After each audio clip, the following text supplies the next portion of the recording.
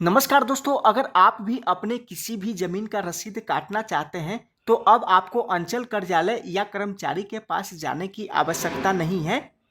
अब आप आसानी से घर बैठे ऑनलाइन के माध्यम से अपने किसी भी जमीन का रसीद आप काट सकते हैं। कैसे आपको ऑनलाइन पेमेंट करके रसीद को काटना है, इससे जुड़ी पूरी जानकारी हम आपको इस वीडियो में स्टेप बाय स्टेप आपको बताने वाले हैं, तो वीडियो को लास्ट तक जरूर देखें। उससे पहले कि आप चैनल पर नए हैं और अभी तक चैनल को सब्सक्राइब नहीं किए हैं तो चैनल को सब्सक्राइब जरूर कर लीजिए, ताकि इस तरह के जो भी अपडेट हम वीडियो के माध्यम से दें तो सबसे पहले आप तक पहुंच सके। तो चलिए हम वीडियो को स्टार्ट करते हैं। सबसे पहले आपको क्या करना है कि आप अपने मोबाइल फ़ोन में गूगल या क्रोम ब्राउज़र को आप ओपन कर लेंगे और यहाँ पर आपको सर्च बार में टाइप करना है बिहार भूमि।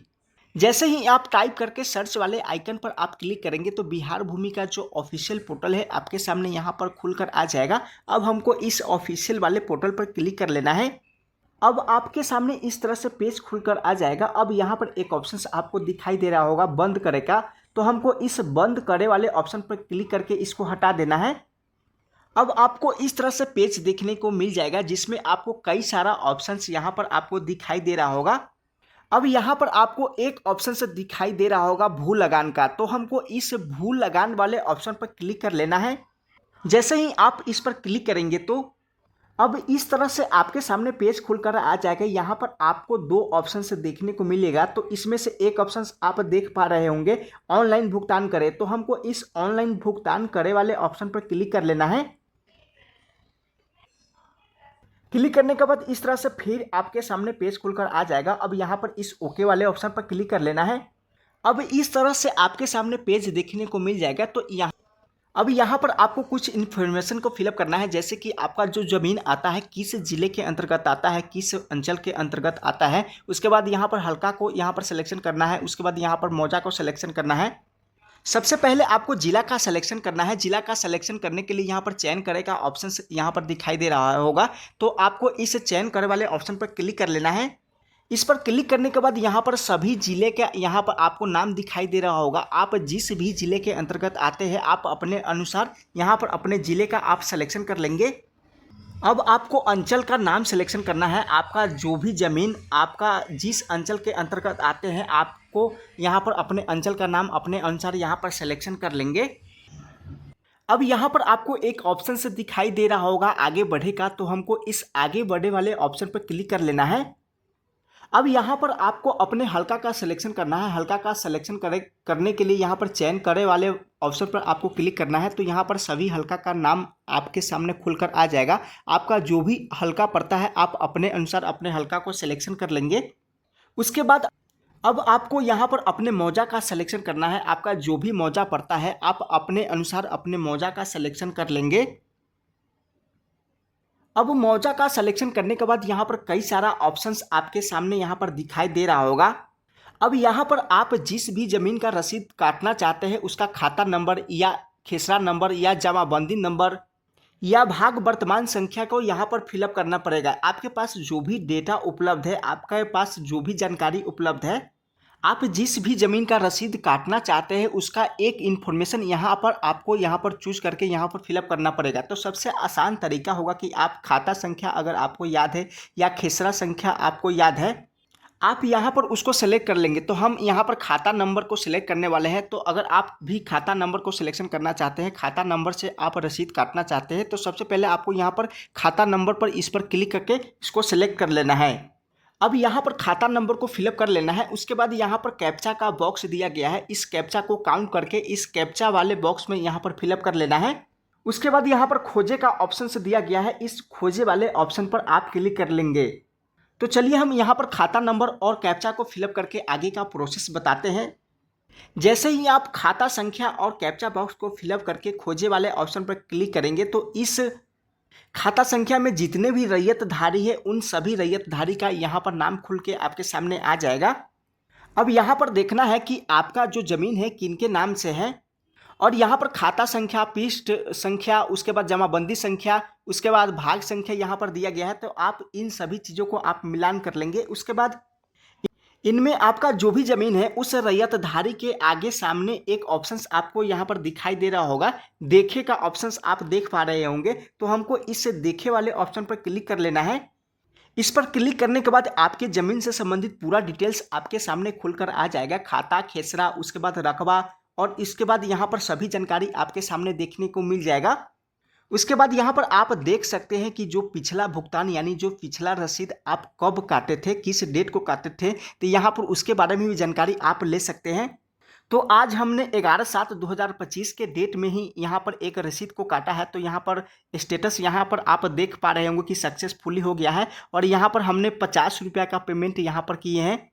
तो यहाँ से आप इस पर क्लिक करके आपने कब पिछला भुगतान किया था उसके बारे में अगर आप जानना चाहते हैं तो इस पर क्लिक करके आप यहाँ से देख सकते हैं। अब यहाँ पर आप जिस भी खेत का, जिस भी ज़मीन का आप रसीद कटना चाहते हैं तो यहाँ पर उसका कुल बकाया यहाँ पर शो कर रहा होगा। जैसे कि हमने आज पे किया है तो यहाँ पर नहीं शो कर रहा है। तो आपका कुल पैसा यहाँ पर कितना पेड करना है, यहाँ पर जैसे कि 50 रुपया, 100 रुपया या 200 रुपया जो भी पे करना पड़ेगा, यहाँ पर आपको यहाँ पर लिखा हुआ होगा कि जैसे कि आप यहाँ पर 200 रुपया आपको यहाँ पर बकाया आपके पास बाकी है, यहाँ पर 200 रुपया पे करना होगा। अब यहाँ पर आपको कितना पैसा पे करना है, आपके पास कितना बकाया राशि है, वो यहाँ पर आपको देखने को मिल जाएगा। जैसे कि यहाँ पर आपको पे करना है 50 रुपये की राशि यहाँ पर आपको पे करना होगा। आपके पास बकाया राशि है 50 रुपया और यहाँ पर किस वर्ष के लिए कितना भुगतान करना है यहाँ पर उसके बारे में जानकारी दिया गया है। अभी जो आप रसीद काटने वाले 24 से 25 और 25 से 26 सेशन के लिए, वित्तीय वर्ष के लिए आप रसीद काटने वाले हैं 50 रुपया पे करके। अब यहाँ पर रसीद काटने के लिए कुछ इन्फॉर्मेशन को आपको यहाँ पर फिलअप करना पड़ेगा। जैसे कि यहाँ पर रैयतधारी के नाम को फिलअप करना पड़ेगा। जो भी ज़मीन का रसीद आप काट रहे हैं वह ज़मीन किसके नाम से है, यहाँ पर उस व्यक्ति का नाम को यहाँ पर फिलअप करना है। उसके बाद यहाँ पर मोबाइल नंबर को फिलअप करना है। उसके बाद यहाँ पर एड्रेस लिखना है कि आपका जो भी ज़मीन पड़ता है किस गांव के अंतर्गत पड़ता है, तो यहाँ पर उस गांव का नाम को लिखना है। फिर यहाँ पर एड्रेस 2 भी दिया गया है, तो यहाँ पर सेम एड्रेस के जगह पर यहाँ पर 1 और 2 में दोनों सेम एड्रेस को डालेंगे, अपने गाँव के नाम को यहाँ पर डाल लेंगे। उसके बाद यहाँ पर आपका अपना पिन कोड को फिलअप करना है। अगर आपके पास ईमेल आईडी है तो यहाँ पर आप ईमेल आईडी को दर्ज कर सकते हैं, अन्यथा इसको आप छोड़ भी सकते हैं। इससे कोई ज़रूरी नहीं है कि आपको ईमेल आईडी फिलअप करना ही होगा। यहाँ पर एक बात और आपको यहाँ पर बता दें कि जो भी रैयतधारी है अगर उनका मृत्यु हो चुका है तो उनका जो भी उत्तराधिकारी है, यानी जिस भी ज़मीन का आप रसीद काट रहे हैं उसका ज़मीन का मालिकाना हक दावा करने वाले जो भी व्यक्ति है उनका यहाँ पर नाम फिलअप कर सकते हैं। तो यहाँ पर आप उत्तराधिकार या रैयतधारी का नाम को फिलअप कर लेंगे और इसके बाद यहाँ पर सभी इन्फॉर्मेशन को फिलअप करने के बाद अब यहाँ पर एक ऑप्शंस आप देख पा रहे होंगे, आई एग्री। तो आपको इस बॉक्स को फिलअप कर लेना है। अब इस बॉक्स को फिलअप करने के बाद यहाँ पर एक ऑप्शंस आप देख पा रहे होंगे, ऑनलाइन भुगतान करें क्या, तो हमको इस ऑनलाइन भुगतान करे वाले ऑप्शन पर क्लिक कर लेना है। अब नेक्स्ट पेज आपके सामने पेमेंट करने के लिए इस तरह से आपके सामने खुलकर आ जाएगा।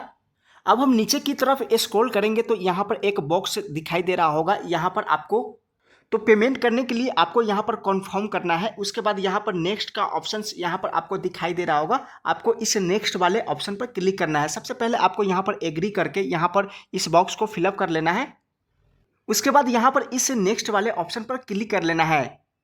इस पर क्लिक करने के बाद अब आपको यहाँ पर पेमेंट करने के लिए यहाँ पर खुलकर आ गया है। अब आपको यहाँ पर मेक पेमेंट वाले ऑप्शन पर क्लिक कर लेना है। अब इस पर क्लिक करने के बाद इस तरह से आपके सामने पेज खुलकर आ जाएगा। अब आप दिया गया है यहाँ पर कि आप किस तरह से पेमेंट करना चाहते हैं। आप ऑनलाइन के माध्यम से पेमेंट करना चाहते हैं या बैंक के माध्यम से आप पेमेंट करना चाहते हैं। तो हम यहाँ पर ऑनलाइन के माध्यम से पेमेंट करने वाले हैं, तो यहाँ पर ऑनलाइन वाले ऑप्शन को यहाँ पर सिलेक्ट कर लेंगे। उसके बाद यहाँ पर आपको पेमेंट मेथड को यहाँ पर सिलेक्ट करना है। इसके लिए आपको इस पर क्लिक करना है। क्लिक करने के बाद यहाँ पर अगर आप डेबिट कार्ड से आप पेमेंट करना चाहते हैं या आप नेट बैंकिंग से आप पेमेंट करना चाहते हैं या आप क्रेडिट कार्ड से आप पेमेंट करना चाहते हैं, तो आप जो भी